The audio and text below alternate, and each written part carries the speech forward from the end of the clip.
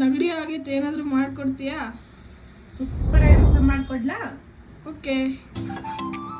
ತೊಗರಿಬೇಳೆ 1 spoon, 1 spoon ಕರಿಮೆಣಸು, ಸ್ವಲ್ಪ ಮೆಂತೆ, 1 ಸ್ಪೂನ್ ಜೀರಿಗೆ, 1 ಸ್ಪೂನ್ ಧನಿಯಾ, 4 ಎಸಳು ಬೆಳ್ಳುಳ್ಳಿ, 3 ಮೆಣಸಿನ್ಕಾಯಿ ಎಲ್ಲ ಪ್ಯಾನಿಗೆ ಹಾಕ್ಕೊಂಡು ಸ್ವಲ್ಪ ಕರಿಬೇವು ಹಾಕ್ಕೊಂಡು ಚೆನ್ನಾಗಿ ಫ್ರೈ ಮಾಡಿಕೊಳ್ಳಿ.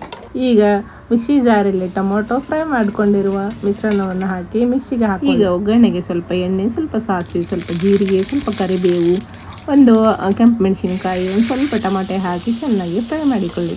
ಸ್ವಲ್ಪ ಅರಿಶಿನ, ಮಿಕ್ಸಿಯಲ್ಲಿ ರುಬ್ಬಿಕೊಂಡಿರುವಂಥ ಮಿಶ್ರಣವನ್ನು ಹಾಕ್ಕೊಂಡು ಚೆನ್ನಾಗಿ ಫ್ರೈ ಮಾಡಿಕೊಳ್ಳಿ.